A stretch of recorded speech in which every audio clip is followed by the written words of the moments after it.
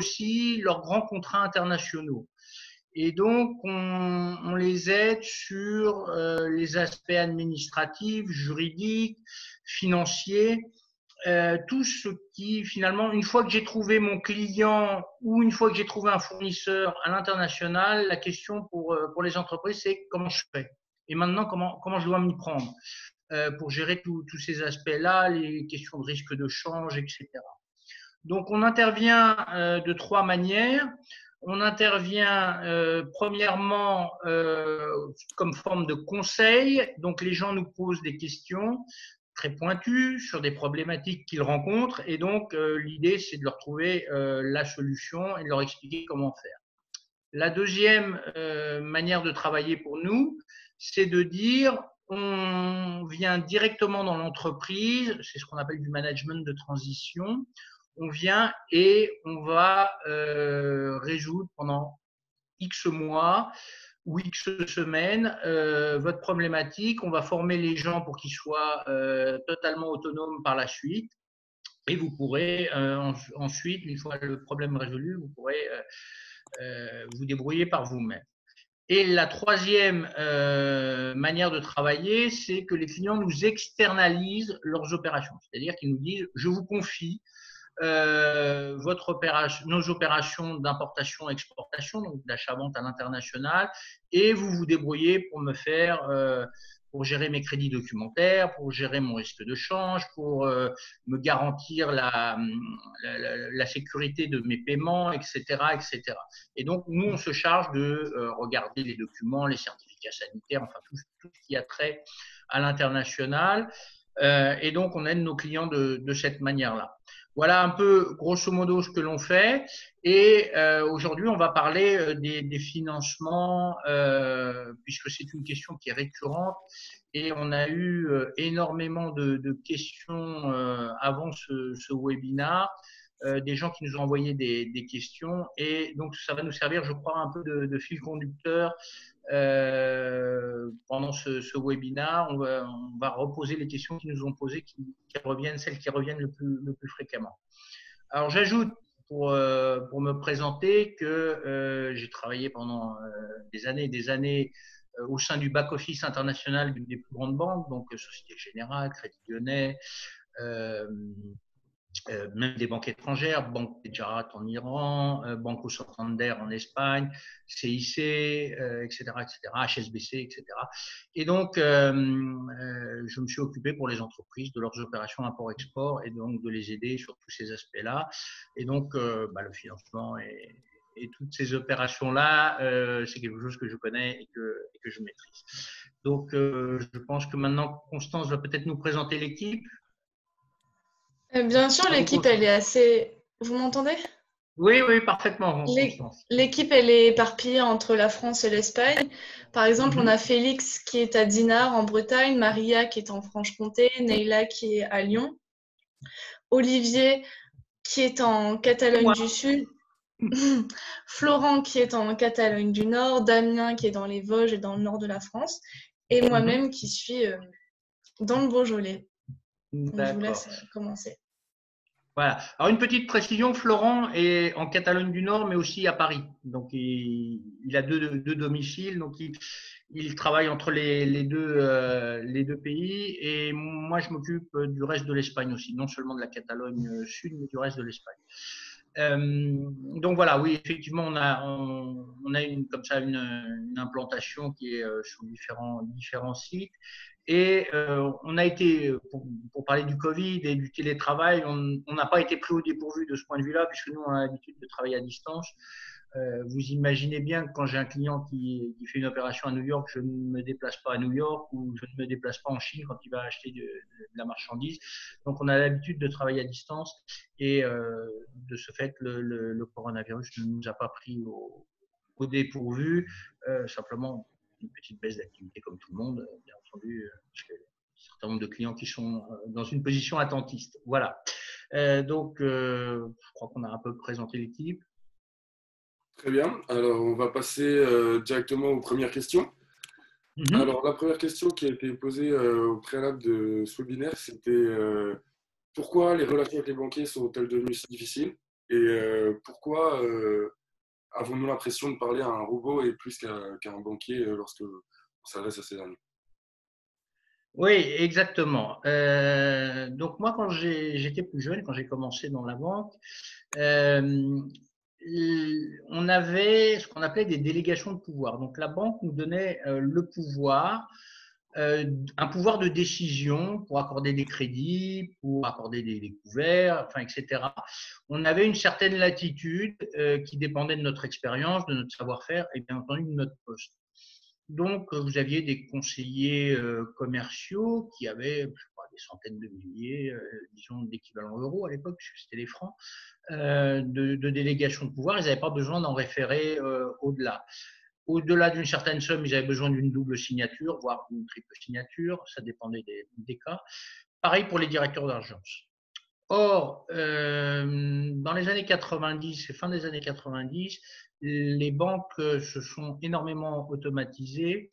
On fait rentrer l'informatique à tout va et il y a une tendance dans les banques de croire que c'est le système informatique qui va permettre de tout gérer et surtout qu'avec l'informatique, on peut avoir des gens d'un niveau inférieur, c'est-à-dire d'avoir des gens qui sont moins qualifiés, mais l'informatique compensera leur manque de formation. Et donc, petit à petit, les anciens ont commencé à quitter la banque, ils sont partis à la retraite ou autre, et puis sont arrivés des jeunes de moins en moins qualifiés, mais au niveau des directions bancaires, ils pensaient qu'il suffisait de faire rentrer dans la machine des informations, et ensuite on avait une sorte d'algorithme. Au début, c'était des scorings qui vous disaient vous avez votre crédit ou pas, donc vous avez des points si vous êtes marié, si vous n'êtes pas marié, selon le nombre d'années d'expérience professionnelle, si vous avez un CDI ou pas, enfin, etc. Et donc tout ça faisait que vous aviez des scorings, tant pour les particuliers que pour les entreprises, avec des choses parfois un peu bizarres, mais avant, on avait la possibilité de contrebalancer tout ça parce qu'on connaissait les entreprises, parce qu'on savait que même si l'entreprise ne répondait pas à tous les critères, on savait qu'elle avait un bon marché, qu'elle était sur un bon secteur, donc on pouvait argumenter. Aujourd'hui, on ne peut plus. Aujourd'hui, ce sont des algorithmes et demain matin, ça sera encore plus l'intelligence artificielle avec des décisions qui sont parfois surprenantes. Il y a encore 4 ou 5 mois, j'ai reçu un avertissement de ma banque parce que j'avais 1 centime d'euro de découvert. Vous voyez, c'est des choses automatiques. Enfin, c'est quasiment, ils m'ont déclaré la Troisième Guerre mondiale, ils m'ont envoyé un recommandé, ils m'ont 14 fois. Enfin, je dis, mais attendez, c'est 1 centime, quoi. C'est complètement fou. Voilà. Et donc, ça, c'est des choses qui n'arrivaient pas avec les êtres humains. Donc aujourd'hui, oui, vous avez affaire à des robots. Vous avez quelqu'un qui est très gentil, c'est votre conseiller commercial, votre conseiller bancaire. Vous avez votre directeur d'agence qui est aussi quelqu'un de très gentil, mais qui n'ont plus de pouvoir réellement. Enfin, très très peu gardent encore le pouvoir. Et donc, c'est très compliqué pour eux de vous suivre. Et donc, en fait, qu'est-ce qu'ils font? Vous leur demandez quelque chose, ils rentrent l'information dans l'ordinateur et ils reçoivent une réponse. Et à partir de là, il n'y a plus grand-chose à faire. Et donc ça, c'est ce qui vraiment pose un problème pour l'entreprise ou le particulier qui se retrouve finalement face à un mur et qui n'a plus rien de… Il n'y a plus personne pour discuter, il discute avec un ordinateur. Voilà, oui, c'est exactement ce que vous dites, Naïla, c'est les conseillers ou directeurs d'agence qui n'ont plus de délégation de pouvoir, c'est exactement ça. On est vraiment dans une situation où seules les très très grosses opérations de fusion-acquisition, etc., mais là on parle en centaines de millions, là oui, vous avez les meilleurs conseillers qui soient, vous avez des gens très très pointus qui vont regarder, mais il faut être sur des opérations très très grosses. La PME, elle a des difficultés. Et encore, nous sommes en France ou en Espagne, ou nous sommes encore dans les pays latins où il y a encore des relations humaines. En Angleterre, par exemple, moi j'avais un compte en Angleterre, quand j'allais à l'agence, il n'y avait plus personne. Il n'y avait plus que des machines. Et il n'y avait plus qu'une seule personne, un peu comme dans les supermarchés, si vous voulez, où vous avez les caisses automatiques, vous savez, où vous vous débrouillez vous-même, et puis il y a une seule personne si jamais il y a un problème. C'était ça. Donc, il n'y avait plus de conseillers. Quand je voulais appeler un conseiller, je tombais sur un conseiller en Inde ou je ne sais plus où. Enfin, c'était absolument abominable. Et donc, à un moment donné, j'ai vraiment râlé pour obtenir un vrai conseiller anglais, etc., pour les opérations avec l'Angleterre. Mais c'est devenu extrêmement rare. Et aujourd'hui, avec l'histoire des taux d'intérêt négatifs, les banques sont en train de dégraisser à tout va. Et on aura de moins en moins de gens. Et on aura de plus en plus de systèmes automatisés. Voilà. D'accord. Je ne sais pas s'il y a des questions. Alors, on a reçu une question en message privé, c'est quelles sont les conséquences à long terme de cette situation?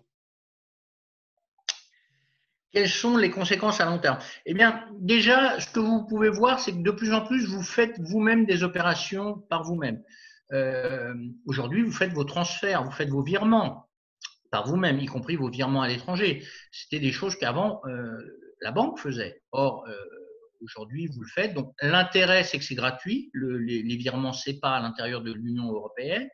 Par contre, si vous faites un virement en dehors de l'Union européenne, vous allez payer alors que c'est vous qui faites tout le travail. Donc ça, c'est quand même assez surprenant. Il y a comme ça tout un tas d'opérations qu'aujourd'hui, la banque vous a déléguées. Donc, vous travaillez pour la banque, en fait. Ça s'accompagne, si vous voulez, de meilleures conditions. Donc, vous avez moins de dates de valeur, vous avez de la gratuité dans un certain nombre de services. Mais attention quand même à tout ça. La conséquence, je crois, c'est qu'on va être de plus en plus face à des banquiers qui sont de plus en plus déshumanisés par rapport à des besoins d'entreprise qui sont spécifiques et qui ont besoin d'accompagnement. Si vous regardez en Allemagne, il y a encore les grandes banques d'affaires, les banques familiales qui vous suivent toute votre vie, etc., toute la vie de l'entreprise et autres. Ça n'existe plus en France. Nous avons comment dirais-je, des gens qui, dans les banques, pour des raisons, pour éviter le copinage ou autre, des directeurs d'agence ou même des conseillers qui sont mutés tous les 2 ans ou 3 ans. En Espagne, c'est devenu un peu une sorte de, entre guillemets, de scandale avec la Caixa où ils bougent tous les 2 mois ou 3 mois, vous ne savez plus qui est votre conseiller. Moi, chez Sabadell, sur la dernière année, je crois que j'ai dû changer 5 ou 6 fois de conseiller aussi. C'est extrêmement compliqué. Il faut réexpliquer à chaque fois tout depuis le début. Ils n'ont pas conservé l'historique de vos demandes ni quoi que ce soit. Enfin, c'est vraiment, ça devient de plus en plus compliqué. Et la crainte, c'est que finalement, les gens se détournent de plus en plus du banquier pour aller vers des financements alternatifs. C'est là que justement Businexport peut vous aider justement. Et je crois que de plus en plus on arrive à ça, parce qu'aujourd'hui, quand vous avez un crédit qui vous est accordé par votre banquier, finalement, c'est que vous êtes le candidat idéal. Vous faites partie de ce tout petit pourcentage de candidats absolument idéal. Et donc, vous pouvez aller n'importe où pour renégocier un meilleur crédit ailleurs, parce que le banquier est devenu tellement restrictif, tellement exigeant et c'est tellement inhumain que finalement, vous pouvez aller n'importe où. Si le banquier vous dit oui, c'est que vous aurez oui partout. Parfait. Alors, merci de cette réponse. On va passer à la question suivante. La question suivante, c'est pourquoi le quantitative easing n'a-t-il rien changé? Alors, le QE, donc pour Quantitative Easing, en fait, c'est quoi? C'est la Banque Centrale Européenne qui a envoyé des flux d'argent phénoménaux. On parle de 40 milliards par mois, donc c'est à peu près 500 milliards par an. C'est pratiquement, on fait tourner la planche à billets. Hein, et donc, on a donné aux banques, soi-disant, pour relancer l'économie. Et ce qu'il faut comprendre, c'est qu'il y a 2 types d'économies. Il y a l'économie réelle, ce sont les usines, ce sont les entreprises, etc. Et puis, il y a l'économie virtuelle, c'est la bourse, c'est tous ces montages financiers, les produits dérivés, etc., qui tuent l'économie, en fait. Et l'argent, comme les politiques, les institutions n'ont pas mis de limites. Finalement, l'argent est arrivé comme ça dans les banques et sans qu'on les oblige finalement à le redistribuer aux entreprises. Et alors qu'on a des flots, donc plus de 500 milliards par an, qui arrivent dans les banques, eh bien, les banques ne sont pas servies pour la banque traditionnelle, pour alimenter les crédits pour ses clients, pour les particuliers, pour les entreprises, etc. Et en fait, elles se sont réamusées de nouveau à spéculer en bourse, à faire de l'argent facile. Et donc, on a des bulles spéculatives énormes qui se sont créées. On a des gens qui ont parié contre les monnaies. De nouveau, c'est ce qui explique les taux d'intérêt négatifs. Là, ça serait long à expliquer. De nouveau, on fera peut-être un webinaire là-dessus pour expliquer pourquoi les taux négatifs, etc. Et donc, on était juste avant le coronavirus, avec toutes ces erreurs encore, on a répété les mêmes erreurs que la crise financière de 2008, en pire. On était à l'aube d'une crise économique et financière sans précédent. Et donc, une fois de plus, on a laissé les banquiers faire n'importe quoi et au lieu d'injecter l'argent dans l'économie réelle, de financer les entreprises, de financer les particuliers dans leurs besoins, eh bien, on s'aperçoit qu'ils ont les plus grandes difficultés à trouver même des tout petits crédits pour des entreprises saines qui sont en pleine croissance et autres. Et elles ont toutes ces difficultés-là. Donc voilà aujourd'hui un petit peu la situation qu'on rencontre. Et donc le coronavirus a gelé entre guillemets cette crise qui devait nous arriver, mais on va avoir sans doute des problèmes à partir du déconfinement dans peu de temps. En fait.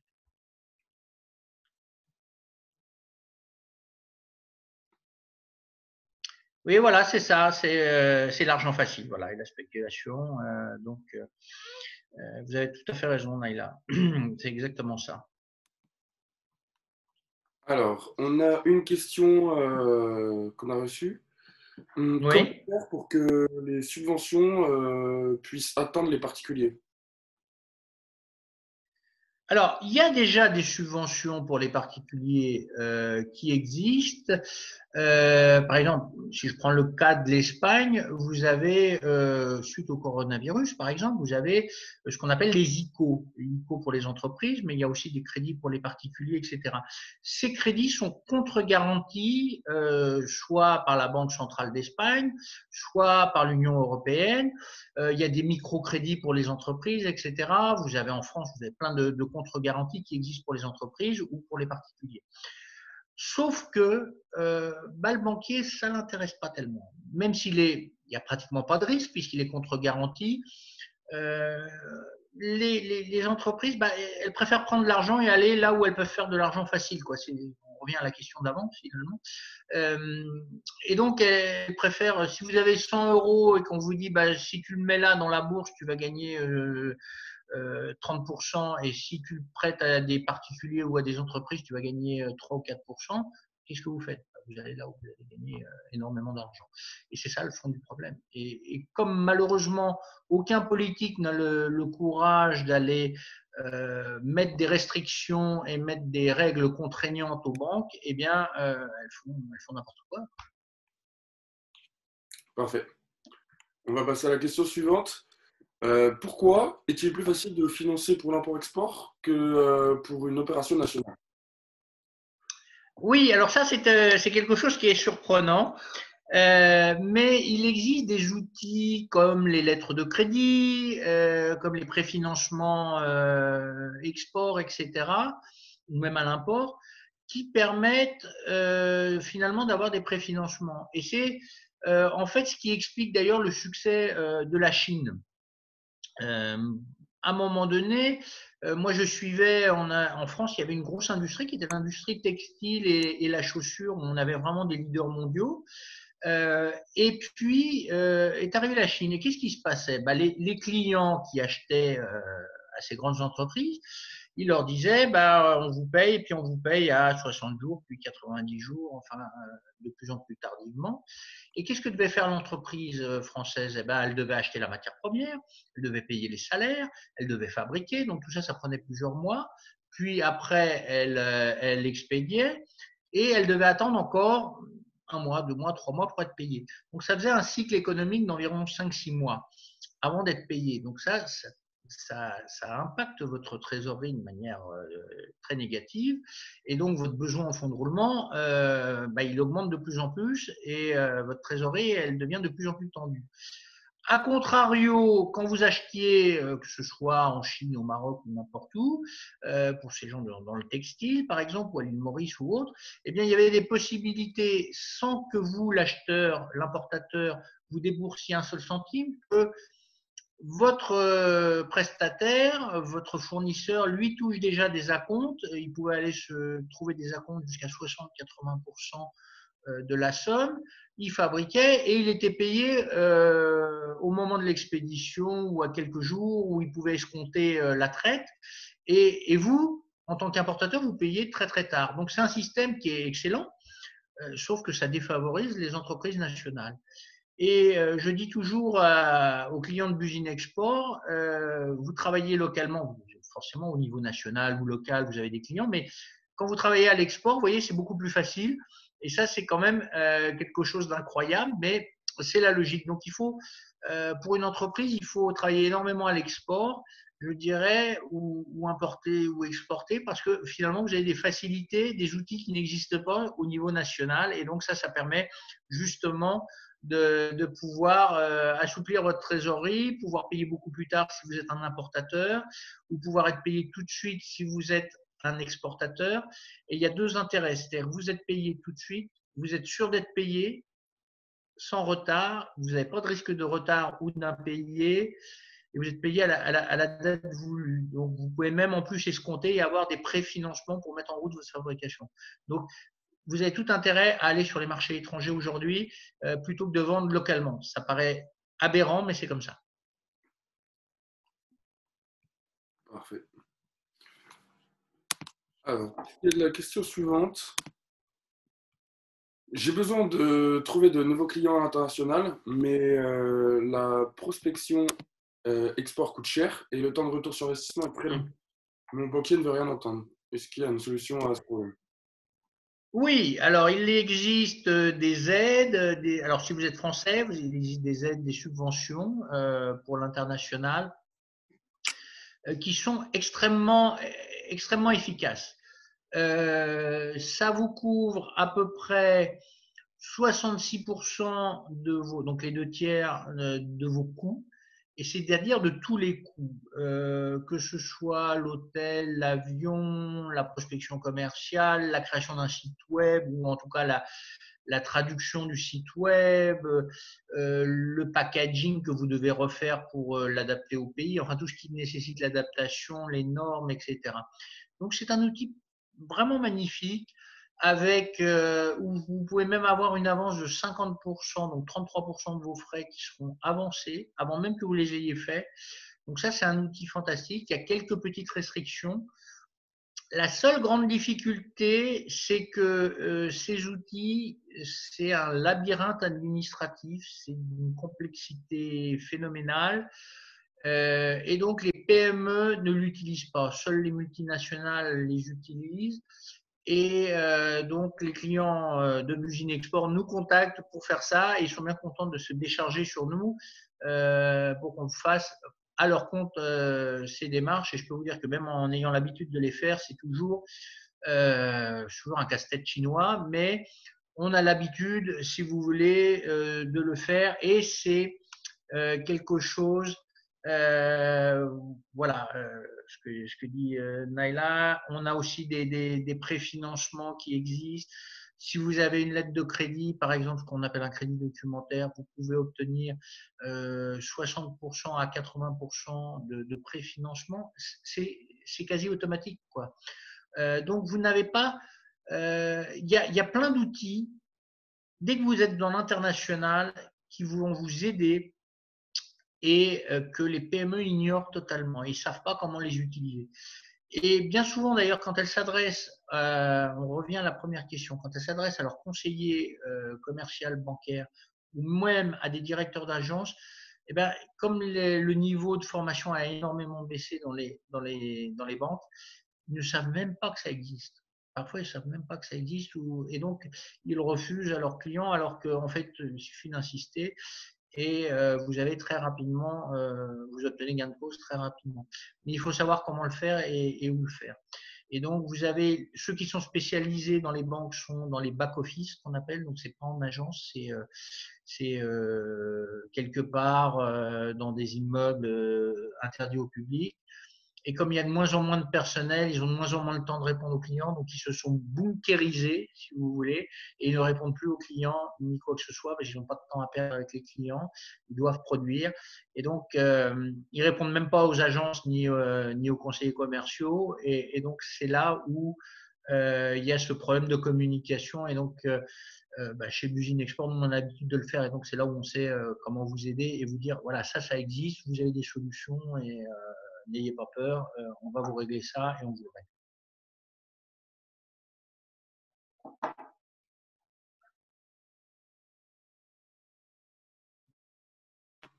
On va passer à la question suivante. Oui. J'ai un petit... Ça arrive. Mes bilans ne sont pas très bons et le banquier ne veut pas me financer. Oui. La machine, par exemple. Comment puis-je procéder à cela? Alors, oui, mais avant, on pouvait gérer, hein, en tant que banquier, on pouvait gérer ce genre de choses. Quand on ne peut pas le faire à travers son banquier, il existe plusieurs solutions d'abord. On va pouvoir se servir de plusieurs choses. De l'état de votre stock, par exemple. Et ça, on passe déjà à du financement un peu, entre guillemets, alternatif. C'est-à-dire qu'il existe des solutions de financement qui ne sont pas les financements traditionnels, le crédit ou le leasing tel que vous connaissez. On peut se financer à partir de l'état de son stock. Si vous avez du stock, on peut se financer à partir de ça. On peut se financer à partir des commandes de vos clients. On peut se financer aussi à partir de crédits que vous allez vous faire vous-même sur votre propre machine. C'est-à-dire que la propriété, ça ne va pas être à vous, mais vous allez vous racheter finalement cette machine sous une forme de crédit indirect, etc. Donc, il existe énormément de solutions que, encore une fois, les PME ne connaissent pas, qui sont plutôt réservées aux multinationales parce qu'elles ont l'habitude, parce qu'elles ont le personnel pour le faire. Et les PME ne le savent pas. Donc, c'est aussi un peu la raison d'être de Buzine Export. Et là, on va accompagner les entreprises vers toutes ces solutions qui sont des solutions qui existent depuis toujours. Hein. Ce n'est pas des choses novatrices ou des choses farfelues, mais qui sont inconnues du grand public. Et donc, nous, on les utilise et on a comme ça des contacts. J'ai récemment un client qui n'arrivait pas à trouver de financement et sur son stock, on a réussi à lui obtenir 750 000 euros. Voilà, donc c'est des choses très très simples à mettre en place et que même son banquier ne savait pas. Et finalement, on est repassé par son banquier à travers un autre organisme et qui contre-garantissait le banquier. Il y a plein de solutions.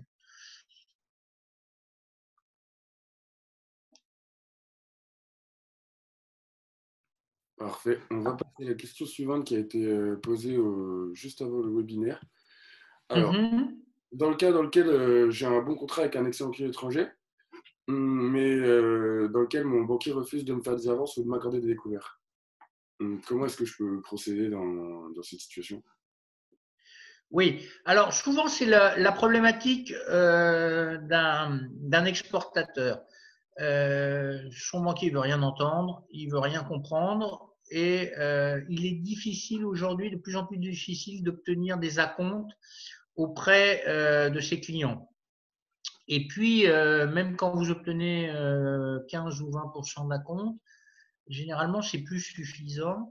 Et avec la crise du coronavirus et donc du confinement, beaucoup d'entreprises ont vu leur trésorerie impactée et donc ils ont des problèmes, c'est tendu, etc. Donc, ils ont besoin de beaucoup plus que ces 15 ou 20% d'acompte traditionnels.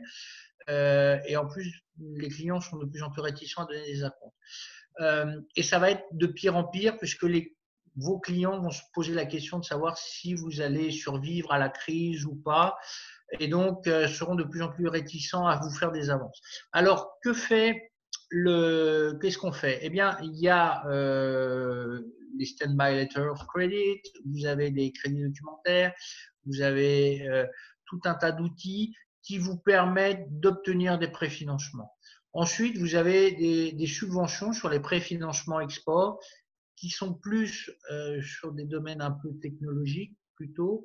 Vous avez après, si vous voulez, vous avez 3 formes de financement. Vous avez le préfinancement, vous avez le financement, et puis vous avez, une fois que vous avez fait l'opération, vous allez escompter votre traite. Ça va être de la facturage, ça va être tout un tas de différentes solutions. Mais le préfinancement, c'est quelque chose d'essentiel parce que c'est ce qui vous permet de lancer la fabrication, surtout si vous vendez un bien. Si vous êtes dans le service, c'est un peu moins compliqué parce que les coûts sont généralement plus réduits.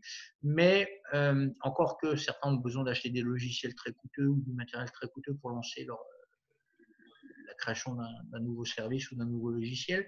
Mais enfin, voilà. Et donc, il existe tout un tas de solutions, tout un tas de contre-garanties. Et encore une fois, les banques sont en train de se tirer une balle dans le pied parce qu'à ne plus faire leur travail, eh bien, les clients vont se détourner de plus en plus d'elles. Et c'est aussi la raison pour laquelle il existe de plus en plus de produits adaptés et qui sortent de l'environnement bancaire et qui sont de plus en plus utilisés par les entreprises. Voilà. Je ne sais pas si vous avez des questions. Il n'y a pas de questions venant des internautes pour cette question-ci. On va passer à la suivante, qui est comment puis-je offrir à mes clients des facilités de paiement? Oui, alors aujourd'hui, ça va être quelque chose d'important. Et je dirais, c'est même une question qui devrait être complétée. C'est comment puis-je offrir à mon client des délais de paiement finalement et en même temps être sûr que je vais être payé. Parce que là, aujourd'hui, avec cette crise, il va y avoir beaucoup d'entreprises défaillantes, beaucoup d'entreprises qui vont avoir des difficultés de paiement ou de trésorerie. Et donc, j'ai cette double contrainte. Elles vont me demander de plus en plus de délais ou de facilité de paiement ou d'étalement de paiement, etc.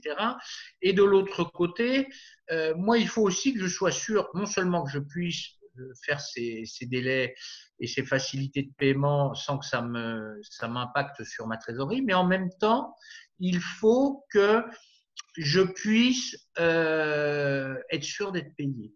Donc, j'ai cette double contrainte. Et alors, face à ça, il existe tout un tas de solutions qui s'appellent le crédit fournisseur, le crédit acheteur, etc. Donc, je peux offrir des solutions de crédit à mon client via la banque. Donc, la banque me paye ou via un organisme financier, puisque les banquiers font de moins en moins leur travail, qui va finalement me payer l'ensemble de l'opération. Et puis, mon client ou moi-même, je vais rembourser cet organisme tous les mois ou selon l'étalement des paiements qui a été prévu. Donc, je suis sûr d'être payé dès le début, voire même j'ai du préfinancement dès le début. Et puis, je peux offrir ces sécurités de paiement à mon client. Et donc ça, ce sont des outils qui sont bienvenus parce que ça vous permet, là où de temps en temps ça bloque ou ça frictionne vis-à-vis de vos clients, ça vous permet d'être garanti d'être payé cash, voilà, comme le disait Naila. On n'a pas eu le temps, je crois, de voir son petit PowerPoint. Voilà. Vous êtes garanti d'être payé cash alors que, voilà, par exemple, vous offrez 120 jours de délai à votre client. Ça, c'est typique. Mais vous êtes payé cash, vous n'avez pas le risque d'impayé ni le risque de retard de paiement. Et c'est d'autant plus important quand vous travaillez à l'étranger, que vous allez travailler avec des devises étrangères. Parce que vous allez vous couvrir sur le risque de change. Par exemple, vous vendez, votre client il vous paye en dollars, vous travaillez en euros. Donc, vous avez à un moment donné besoin d'être sûr de la valeur de votre dollar. Donc, vous vous couvrez en dollars dès le début de l'opération. Vous savez que quoi qu'il arrive, vous obtiendrez un risque de change fixe. Mais ça veut dire aussi qu'il faut que vous payiez à la date, le jour où ça doit se déboucler l'opération, vous devez payer vos dollars pour obtenir vos euros. Et à ce moment-là, vous avez effectivement votre risque de change qui est nul et vous êtes sûr d'être payé en temps et en heure. Et en plus, vous avez offert à votre client des facilités de paiement. Parfait. Toujours pas de questions venant des internautes pour cette question. On va passer à la suivante, qui est dans le cas où mon client veut m'imposer un paiement de 120 jours à cause de la crise, existe-t-il une solution pour lui faire cette faveur, recevoir un paiement anticipé et surtout, je voudrais être sûr d'être payé au bout du compte. Bah, je crois qu'on vient de répondre plus ou moins à cette question. C'est pas grave aujourd'hui. Moi, j'ai même des clients aujourd'hui qui reçoivent des demandes à 180 jours, 6 mois après le document d'expédition, c'est-à-dire après la mise sur le bateau ou la mise sur le camion de la marchandise. Et donc, vous imaginez, ça fait un cycle de vente entre le temps pour fabriquer la marchandise, acheter les matières premières, etc., fabriquer, expédier, etc. Ça fait des cycles de 9 mois. On a de plus en plus ça en entreprise. Et donc, il existe ces solutions, il existe des préfinancements ou des financements contre-garantis par l'État, pratiquement dans tous les pays. Il existe tout un tas de solutions avec des organismes financiers et donc nous, on se charge justement de le faire. Et c'est quelque chose qui va arriver de plus en plus. Ne croyez pas que c'est un épiphénomène, c'est quelque chose qui va arriver de plus en plus. L'argent va être de plus en plus difficile à obtenir et donc si vous ne vous mettez pas dès aujourd'hui dans la capacité d'offrir des solutions et de plus en plus larges, même 120 jours, je peux vous dire qu'on va déborder très largement parce qu'il va y avoir vraiment des étranglements financiers. Et donc, à un moment donné, il faut que vous travailliez. Vous ne pouvez pas dire à votre client, moi, tu me payes cash ou tu me payes à 30 jours, sinon je ne te vends pas. À un moment donné, quand tous vos clients vous diront il faut que ça soit 120 jours ou 180 jours, vous serez obligé de vous adapter.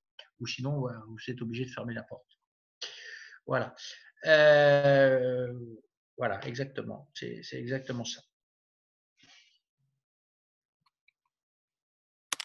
Très bien. On va passer à la question suivante.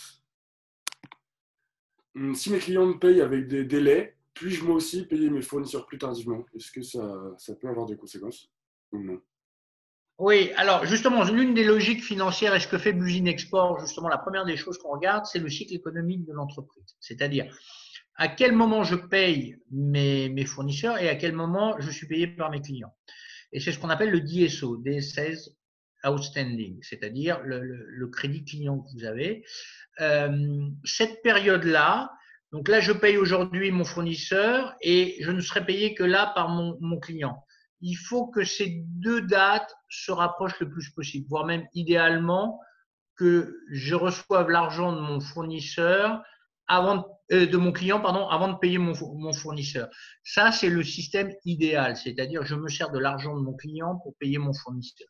Eh bien, il existe des solutions telles que le crédit documentaire transférable ou la lettre de crédit transférable, par exemple, qui vous permet d'utiliser ou le back-to-back, qui vous permet d'utiliser l'argent de votre client pour payer votre fournisseur ou pour garantir à votre fournisseur que vous allez le payer. Et donc, si votre fournisseur a la garantie par une banque ou un organisme financier qu'il sera payé aujourd'hui avec la sécurité de paiement, même si vous lui dites je vais te payer à 180 jours, c'est pas grave. S'il peut escompter la traite, c'est pas grave non plus. Aujourd'hui, escompter une traite avec des taux d'intérêt qui sont négatifs, enfin, bon, pour les banques, donc ça veut dire que pour les particuliers, enfin pour les entreprises, c'est de l'ordre de 1%, 2%. C'est rien, vous pouvez même lui offrir à votre fournisseur. Et comme ça vous permet de payer à 6 mois et autres. Votre fournisseur, lui, il s'en moque, il va être payé cash et il est sûr d'être payé. Donc, après, c'est entre vous et l'organisme financier, vous et la banque finalement. C'est plus entre vous et le fournisseur. Et ça vous permet d'obtenir beaucoup de crédits. Vous pouvez demander aussi de la même manière à vos fournisseurs de vous faire des crédits fournisseurs, de la même manière que vous allez faire des crédits à vos clients, de la même manière. Donc voilà, je ne sais pas s'il y a des questions par rapport à ça. Non, pas de questions de la part des internautes. On arrive au terme des questions qui ont été posées. Si vous souhaitez éventuellement dire un mot pour conclure ce webinaire.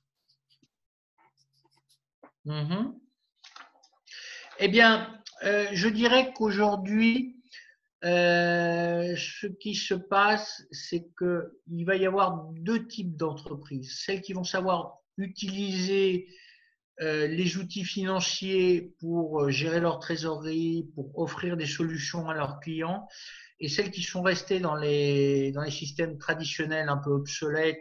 Je vais voir mon banquier, j'obtiens un crédit,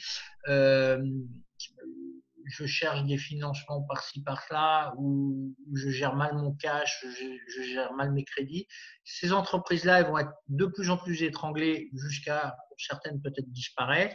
Et il y a celles qui vont vraiment repenser complètement, se restructurer au niveau de l'organisation, au niveau de l'organisation financière, etc.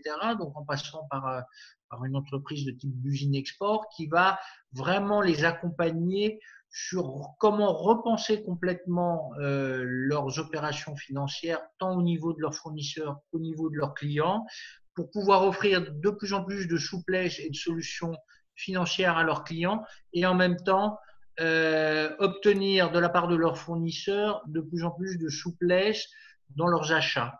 Et donc, sans que ça affecte le fournisseur. Encore une fois, le fournisseur, lui, sera payé cash quoi qu'il arrive. Mais vous avez, grâce à ces solutions financières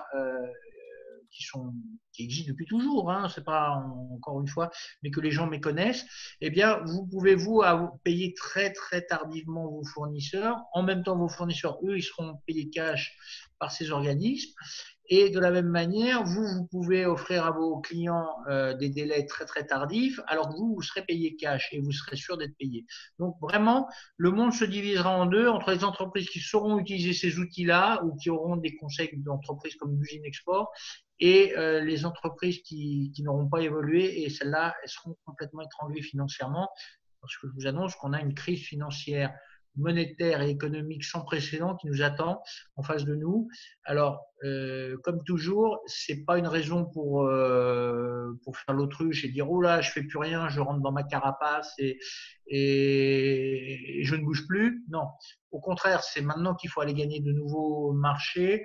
Il faut de plus en plus s'internationaliser, puisqu'on a vu que c'était beaucoup plus favorable, il y avait beaucoup plus d'outils et de solutions à l'international. Il faut aussi que j'aille dans plein de pays différents pour un petit peu, entre les pays qui fonctionnent bien, les pays qui sont un peu en récession, etc., pour un petit peu égaliser et stabiliser mes opérations. Et il faut que je travaille sur différentes monnaies parce qu'on ne sait pas, la crise monétaire, je vous parle d'une crise monétaire, on sait pas jusqu'où elle va aller cette crise monétaire, donc ça va affecter un certain nombre de monnaies. Et donc il faut que je puisse comme ça un petit peu aplanir le tout et mutualiser mes risques sur différentes zones géographiques et sur différentes monnaies. Voilà, sur différents marchés. Voilà, je crois que c'est un peu la conclusion et je ne sais pas s'il y a des questions. Non, on n'a pas de questions sur cette question-là.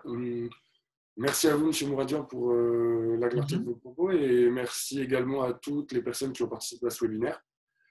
Dans quoi vous souhaiteriez participer au prochain webinaire qui va se tenir organisé par BusinessExport, n'hésitez pas à nous envoyer directement un mail à l'adresse contact@businessexport.com qui est affichée en bas de votre écran.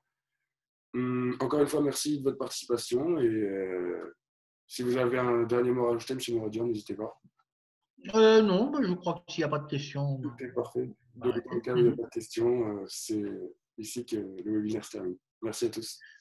Allez, au revoir. Au revoir.